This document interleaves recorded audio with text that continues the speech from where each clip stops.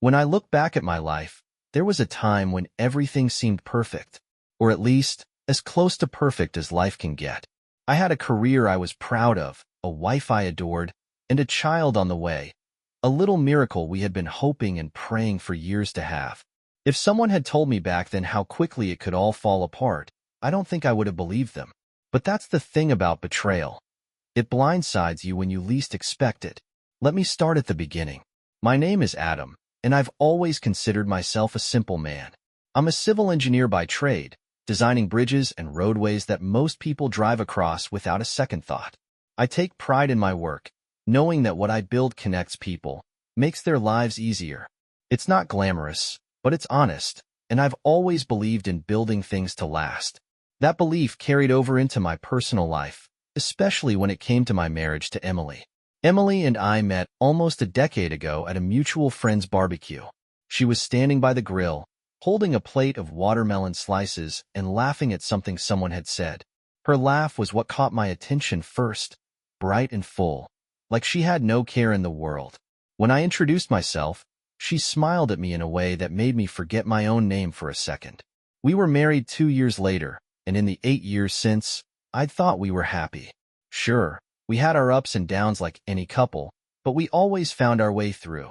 Emily was a freelance graphic designer, which meant she worked from home most of the time. She was creative, passionate, and a little fiery when she got frustrated with a project.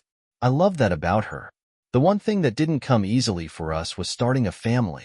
We tried for years, visiting specialists, tracking cycles, and enduring months of disappointment. It took a toll on both of us, but we stuck together through it. When Emily finally told me she was pregnant, I felt like the world had finally given us a break. I remember dropping the mail I was holding and pulling her into the tightest hug, both of us crying like fools in the middle of the living room. From that moment on, everything became about the baby. We spent weeks painting the nursery, arguing over paint swatches until we finally settled on a soft, buttery yellow. Emily insisted on handpicking every piece of furniture, every tiny onesie. It became our routine to sit together at night, her head resting on my shoulder as we talked about baby names or read through parenting books. Life felt good, solid. Until the weekend at the cottage. The idea to visit Roger, Emily's stepfather, came from her. I didn't think much of it at the time. Roger had been a constant presence in Emily's life since her mother passed away a few years ago. I never knew Emily's mom. She died before we met. But I always respected Roger for stepping into that role.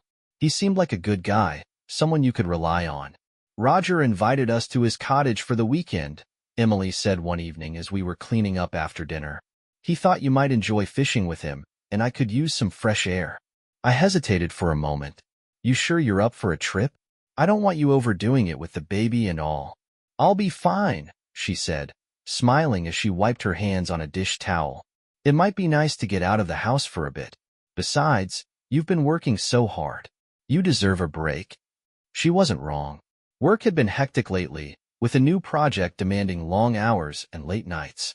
The idea of spending a few days by the lake, fishing and unwinding, sounded like exactly what I needed. Okay, I said. Let's do it. The drive to the cottage was uneventful, the highway stretching out before us in a ribbon of asphalt and yellow lines. Emily sat beside me, her hands resting on her belly, her gaze focused on the passing trees. She was quieter than usual, but I chalked it up to pregnancy hormones, or maybe just the anticipation of seeing Roger. You okay? I asked at one point. She nodded. Just thinking about the baby. You know, wondering what life's going to be like once they're here. It's going to be great, I said confidently. A little chaotic, maybe, but great. You and me, figuring it out together. She smiled at that, though it didn't quite reach her eyes. I didn't think much of it then, but now, I wish I'd paid more attention. Roger's cottage was just as I remembered it. Modest but charming, nestled among tall pines with a view of the lake that stretched out like a piece of glass. Roger greeted us at the door, his wide grin and hearty handshake putting me at ease. Look at you, Emily, he said, his voice full of warmth as he pulled her into a hug. You're glowing. Thanks, Roger, she said, her smile polite. And Adam, he said, turning to me. Ready to catch some fish? Absolutely, I replied. It's been too long since I had a proper fishing trip. Good, Roger said, clapping me on the shoulder. We'll head out tomorrow morning. Early. Fish don't wait for lazy men. I laughed, appreciating his easygoing nature. Roger had always been like that, quick with a joke, someone who made you feel welcome. That evening, we settled into the guest room, unpacking our bags and getting comfortable. Emily seemed restless, pacing by the window and fiddling with the curtains. You okay? I asked, sitting on the edge of the. Yeah, she said quickly. I don't know. It's been a while since we've been here, that's all. I nodded, deciding not to press. Well, get some rest. We've got an early start tomorrow. She climbed into bed beside me, her movements slow and deliberate. I kissed her temple and whispered, I love you, before turning off the light. That night, I dreamed of water, dark, churning waves that pulled me under, no matter how hard I struggled to stay afloat. I woke with a start, gasping for air, the room silent save for the sound of the clock ticking on the nightstand. I reached out instinctively for Emily, but my hand met empty sheets. Emily? I whispered, sitting up. The bed was cold where she. I got up, my feet hitting the cool wooden floor as I glanced around the room. The door was slightly ajar, the faintest sound drifting in from somewhere deeper in the house. My pulse quickened as I stepped into the hallway, the old boards creaking beneath my weight. The sound grew clearer as I approached Roger's room. Muffled voices, the occasional soft laugh. I felt a chill run down my spine, an inexplicable sense of dread settling in my chest. Slowly, I pushed the door open. What I saw froze me in place, the world tilting on its axis. For a moment, I couldn't process what I was seeing. My mind refused to connect the dots, to make sense of the betrayal unfolding before me. Emily and Roger, my wife and her stepfather, were tangled together in a way that no family should ever be. The covers were twisted around their bodies, their breaths heavy and intimate. It was a sight that burned into my memory, raw and searing. A sharp intake of breath escaped me before I could stop it, loud enough to break the spell of the room. Emily's head snapped up, her face going pale as our eyes met. She froze, her expression morphing from shock to something I couldn't quite place. Fear, guilt, shame. Adam, she whispered, her voice trembling. Roger stirred beside her, his movements sluggish as if he hadn't fully registered what was happening. But when his eyes landed on me, I saw the realization dawn, followed quickly by a look of something like defiance. He didn't say a word, didn't even try to cover himself. The sheer audacity of his silence made my blood boil. What the hell is this? I demanded, my voice louder than I intended. It cracked the silence like a gunshot, reverberating through the room. Adam, I can explain, Emily stammered, scrambling to pull the sheet around herself. Her words came out fast, frantic, as if she thought she could talk her way out of what I'd just witnessed. Explain?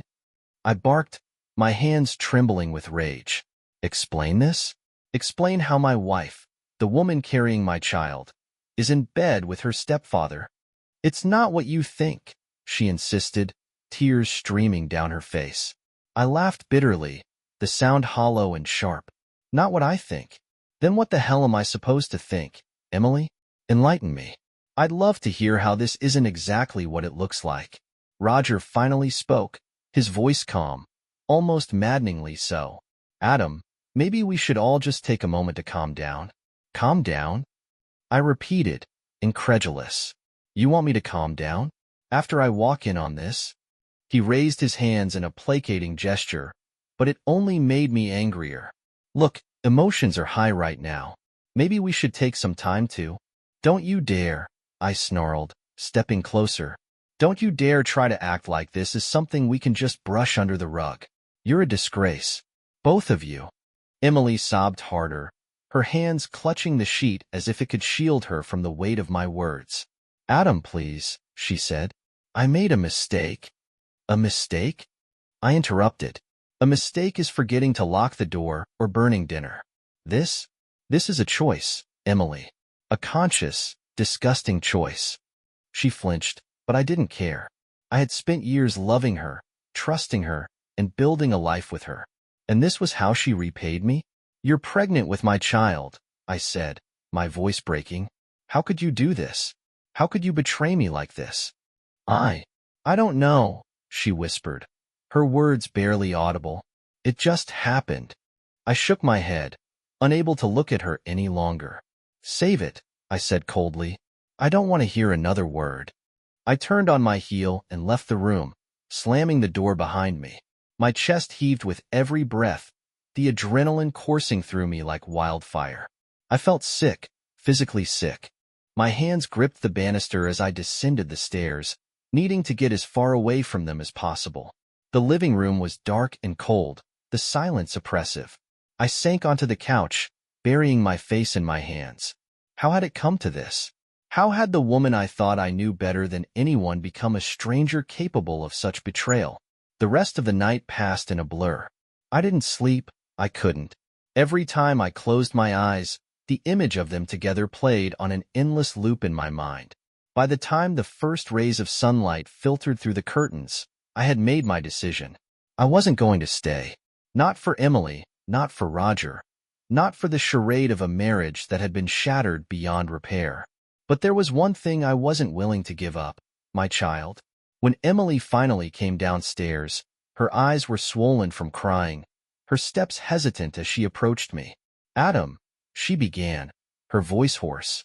Can we please talk? I stood, my posture stiff, my jaw tight.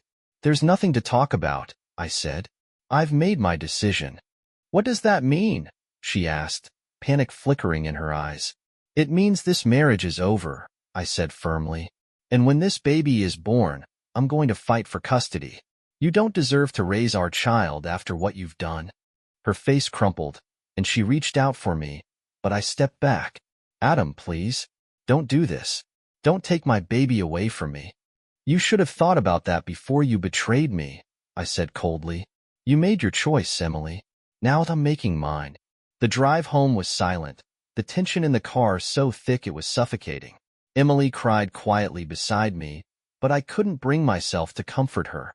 My heart felt like it had been ripped from my chest, and every mile that passed only deepened the chasm between us. When we finally pulled into the driveway, I didn't even wait for her to get out of the car. I grabbed my bag and went inside, leaving her alone on the curb. She called after me, her voice desperate, but I ignored her. I couldn't face her, not yet. The days that followed were some of the hardest of my life. I threw myself into work, using the hours at the office to distract myself from the chaos at home. Emily tried to talk to me, to explain, but I shut her down every time.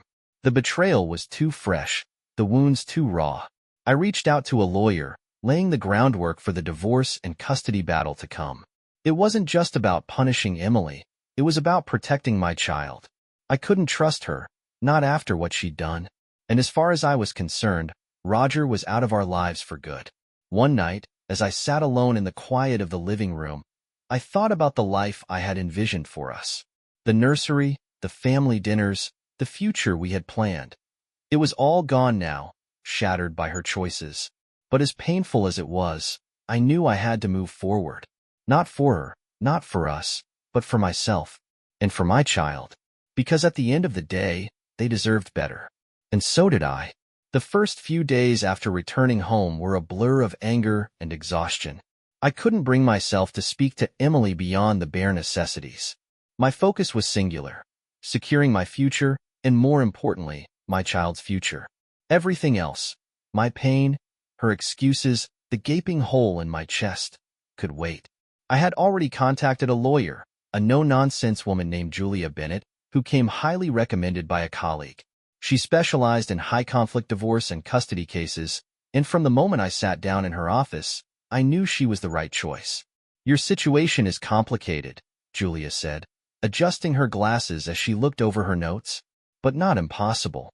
The courts prioritize the child's best interests, and if we can demonstrate that your wife's actions have compromised her ability to provide a stable environment, you'll have a strong case. I nodded, my jaw clenched. What do I need to do? Julia leaned forward, her expression serious. First, documentation. Any evidence you have of her infidelity or behavior that raises concerns about her judgment needs to be collected and organized. Photos, messages, anything that establishes a pattern of conduct. Second, we'll need to prove that you're the more stable parent, financially, emotionally, and logistically. I swallowed hard, the weight of her words settling over me. What about Roger? I asked. Just saying his name made my stomach churn. He's part of this too. Julia's lips pressed into a thin line. That complicates things. If he has no legal guardianship over your child, the courts may not factor him heavily into their decision. However, we can highlight the nature of his relationship with your wife as a potential risk. The thought of my child being anywhere near Roger made my skin crawl. I thanked Julia and left her office with a plan in place. But as I drove home, the reality of what lay ahead hit me like a freight train. This wasn't just about custody. It was about dismantling the life Emily and I had built together and starting over from scratch. Back at the house, Emily was in the kitchen, her hair pulled into a messy bun and her face pale. She looked up as I entered, her eyes filled with an exhaustion that mirrored my own. "Adam," she began, her voice tentative. "Can we talk?" I sighed, setting my briefcase down on the counter. "What do you want, Emily?" She hesitated, wringing her hands. "I know you're angry, furious, even, but we can't keep living like this. We need to figure out what's next. For us. For the baby." "There is no us," I said flatly. "What's next is you finding another place to live. And as for the baby, I'm already working on a plan." Her eyes widened, and a flicker of panic crossed her face. "What do you mean?" "I mean I'm filing for divorce," I said, my voice steady despite the storm raging inside me. "And I'm fighting for full custody. You've proven you're not capable of putting our family first." Emily's expression crumpled, and tears began streaming down her face. "Adam, please," she said, her voice breaking. "Don't do this. Don't take my baby away from me." I felt a pang of guilt, but I pushed it aside. "You should have thought about that before you betrayed me." "You don't understand," she said, her words tumbling out in a rush. "It was a mistake. An awful, stupid mistake. I never meant to hurt you." "Intent doesn't matter," I snapped. "What matters is what you did. And I can't trust you anymore." The conversation ended there, with Emily retreating to the bedroom and me collapsing onto the couch. I stared at the ceiling, wondering how everything had unraveled so quickly. Part of me wanted to believe her, to find a way to forgive her and salvage what was left. But every time I thought about that night at the cottage, the image of her and Roger burned in my mind like a scar I couldn't escape. I couldn't go back, not after what she'd done. Over the next few weeks, I threw myself into preparing for the custody battle. I compiled every piece of evidence I could find. Texts, photos, even the faint suspicions I'd had before the trip. Julia helped me craft a narrative that painted me as the stable, reliable parent and Emily as impulsive and untrustworthy. At the same time, I began making arrangements for my new life. I found a small apartment close to my office, somewhere quiet where I could raise a child. It wasn't much, but it felt like a step forward, a way to reclaim some control over the chaos. Emily, for her part, didn't make things easy. She alternated between begging for forgiveness and lashing out in anger, accusing me of being cruel and vindictive. But no matter what she said, my resolve didn't waver. I had made my choice, and I wasn't going to let her derail it. One evening, as I packed the last of my things, she stood in the doorway, her arms crossed over her chest. "You really think you're going to win, don't you?" she said, her tone bitter. "I don't think," I replied. "I know." She laughed humorlessly. "You're not the only one who's hurt here, Adam. I'm still the mother of your child, whether you like it or not. And I'm still the father," I said firmly. "But unlike you, I didn't betray our family." The final straw came when I discovered that Roger had been texting her, offering support and encouragement. It was the last thing I needed, a reminder that he was still a lingering presence in her life. I confronted her about it, my voice shaking with rage. "You're still talking to him?" I demanded. "After everything?" "He's my family," she said defensively. "He's trying to help." "Help?" I repeated, incredulous.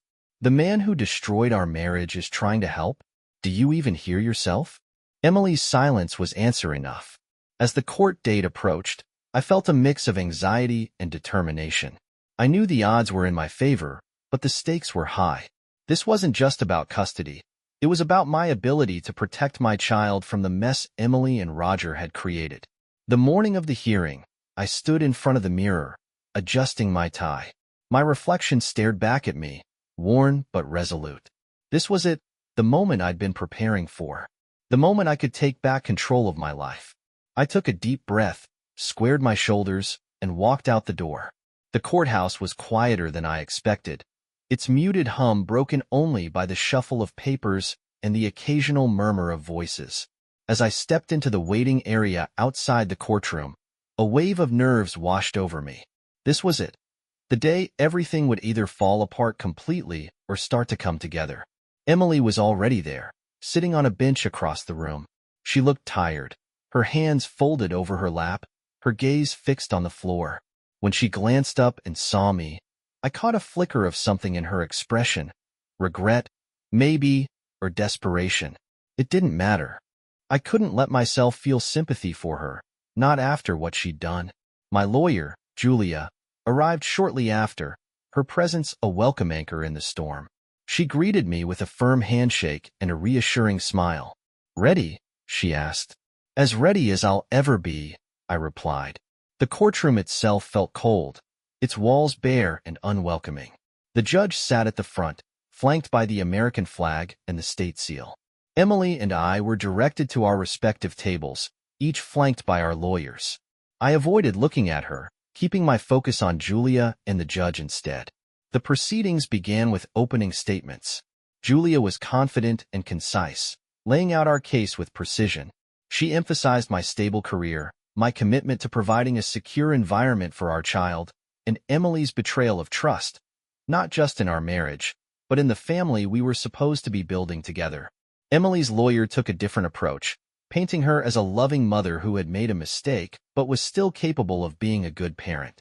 It was hard to sit there and listen to it, knowing the depth of her deception, but I kept my composure. The first few hours were a blur of testimonies and cross-examinations. Julia presented the evidence we had gathered, the text messages, the photographs, and my account of what I'd witnessed at the cottage. She didn't mince words, pointing out how Emily's actions had demonstrated poor judgment and a lack of regard for the stability of our family. When it was Emily's turn to testify, I braced myself. She took the stand, her voice trembling as she recounted our relationship, the challenges we'd faced, and her regret over what had happened. She cried as she talked about the baby, pleading with the court to give her the chance to be a mother.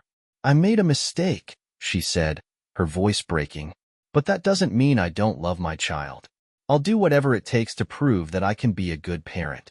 I clenched my fists under the table, her words digging into me like shards of glass. Love wasn't enough, not when trust had been shattered so completely. When it was my turn to testify, I felt the weight of the courtroom settle on my shoulders. Julia had prepared me for this moment, but nothing could have fully braced me for the reality of being under oath, my life laid bare for everyone to dissect. I spoke about our marriage, about the years we had spent trying to build a family, and the joy I'd felt when Emily told me she was pregnant. I talked about the betrayal, what I had seen, how it had made me feel, and why I believed Emily's actions had jeopardized our child's future. "I want what's best for my child," I said, my voice steady despite the emotions swirling inside me.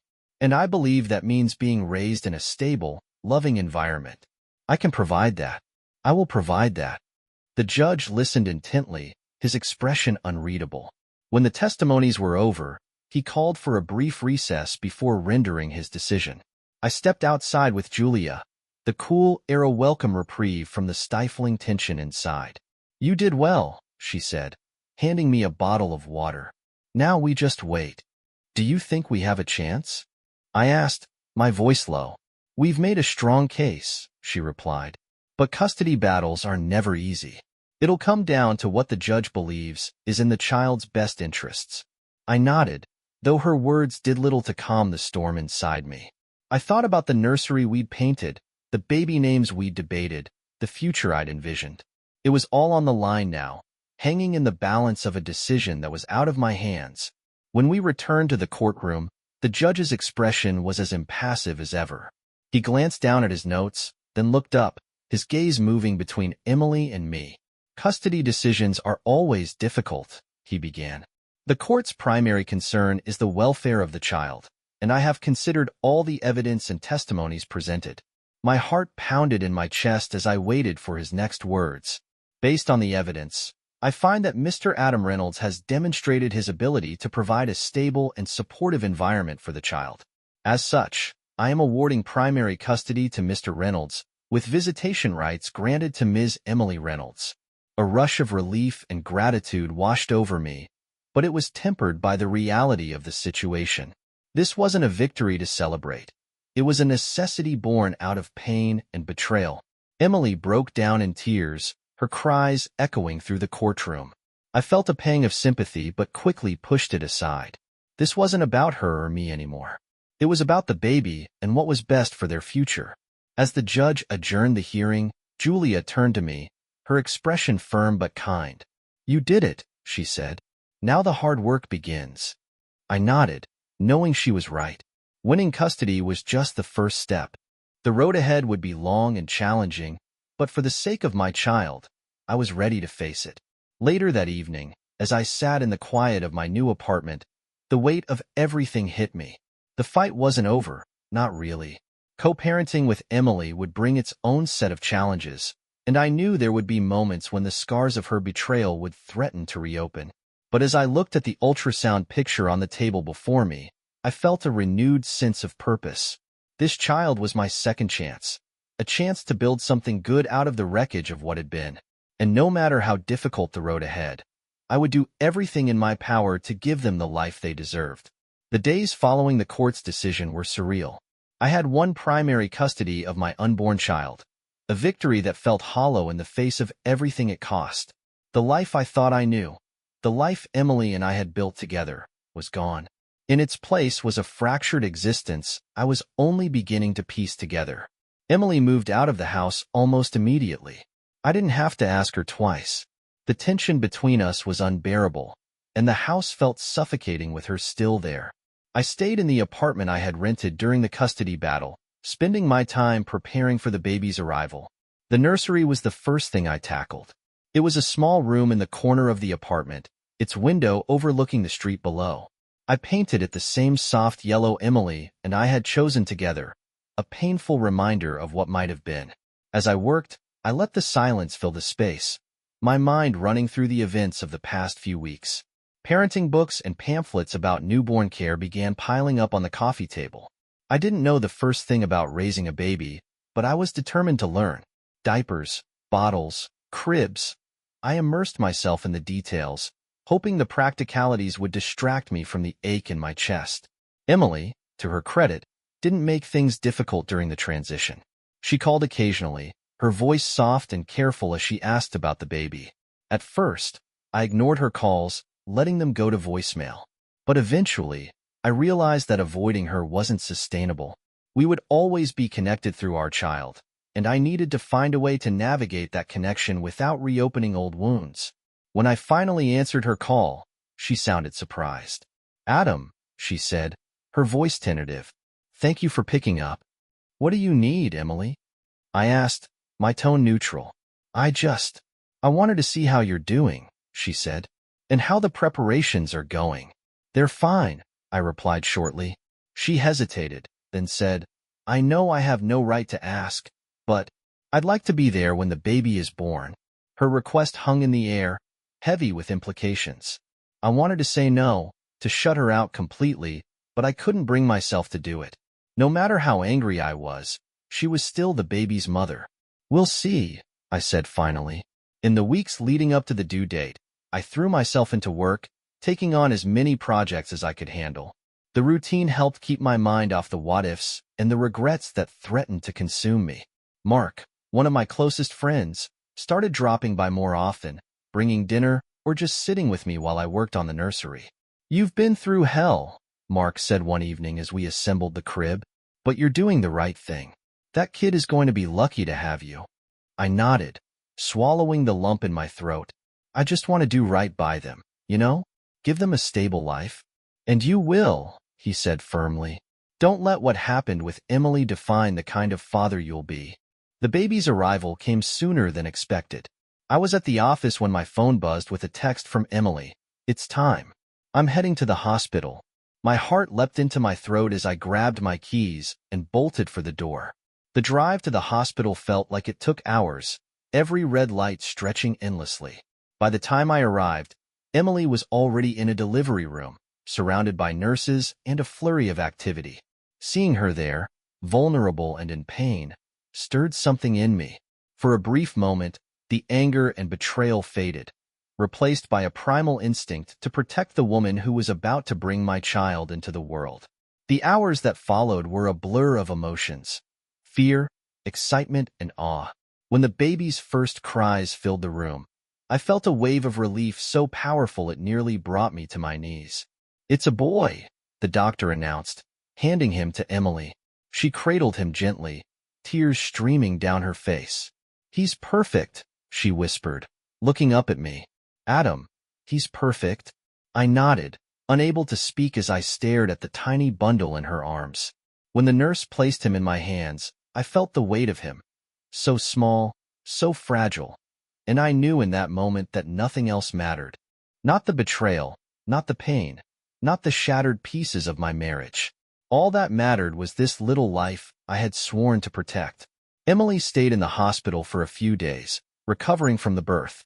I visited often, holding the baby and marveling at how something so small could feel so monumental. Emily and I didn't talk much during those visits, but there was a tentative truce between us, an unspoken agreement to focus on the baby rather than the past. When it was time to take him home, I felt a pang of guilt leaving Emily behind.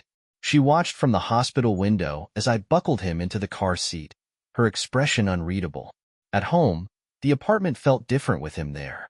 His cries echoed through the small space, filling the silence that had once been oppressive. I spent sleepless nights rocking him to sleep, learning his cues, and stumbling my way through the chaos of new fatherhood. One evening, as I sat in the rocking chair with him nestled against my chest, I thought about the future. I knew it wouldn't be easy. Single parenthood never is. But for the first time in months, I felt a sense of hope. This little boy deserved a good life, and I was determined to give it to him. Emily visited on weekends, spending time with the baby and trying to rebuild some semblance of trust. I kept her at arm's length, polite but distant.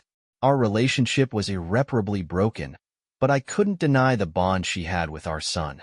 Roger, however, was a different story. I made it clear from the start that he was never to be part of my son's life. Emily didn't fight me on that, though I knew it was a sore point for her. It didn't matter. Roger's actions had consequences, and losing access to this family was one of them.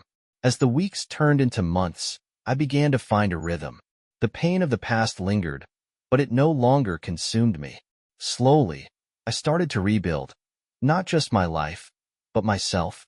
The first year of my son's life was both the hardest and the most rewarding year of mine. His name was Caleb, a name Emily and I had chosen together during the early days of her pregnancy. At first, saying his name felt like a painful reminder of the life we'd planned but never achieved. Over time, though, it became a beacon, a symbol of everything worth fighting for. Raising Caleb as a single father was a steep learning curve.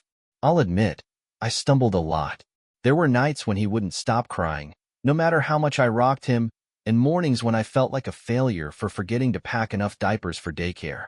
But for every challenge, there was a moment of pure joy. His first smile, his first laugh, his first wobbly steps across the living room floor.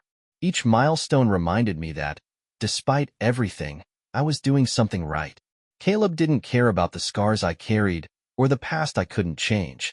To him, I was just dad, and that was enough. Emily visited regularly, sticking to the schedule set by the court.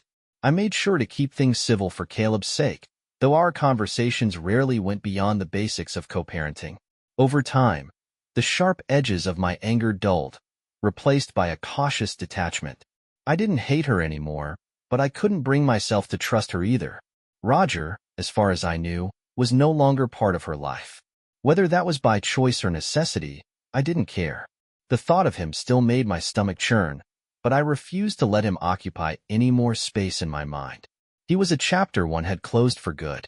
One evening, after putting Caleb to bed, I sat in the quiet of the living room, reflecting on how much my life had changed. The apartment, once a sterile and impersonal space, now felt like a home. Caleb's toys were scattered across the floor, and the walls were adorned with photos of his smiling face. It wasn't the life I'd imagined, but it was mine, and I was proud of it. Mark dropped by occasionally, always armed with takeout and words of encouragement. "You're killing it, man," he said one night, digging into a carton of fried rice. "Seriously, I don't know how you do it." "Neither do I admitted with a laugh. "But somehow, we make it work." He nodded, his expression thoughtful.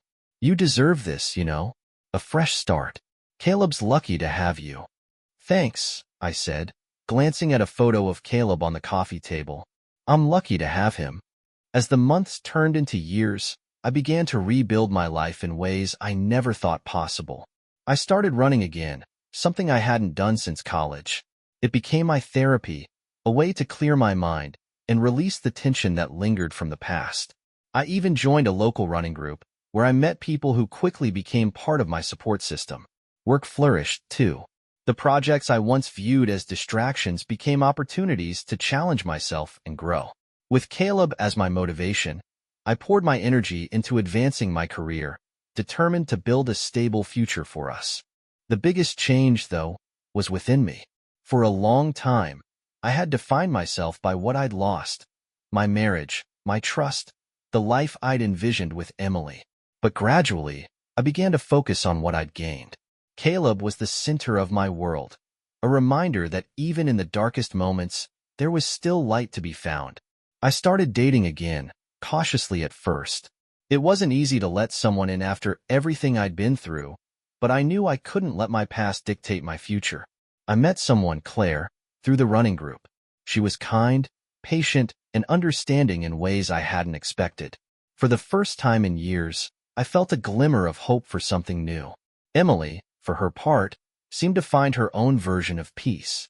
She stayed in Caleb's life, showing up for her visits and doing her best to be a good mother. We never talked about what had happened at the cottage.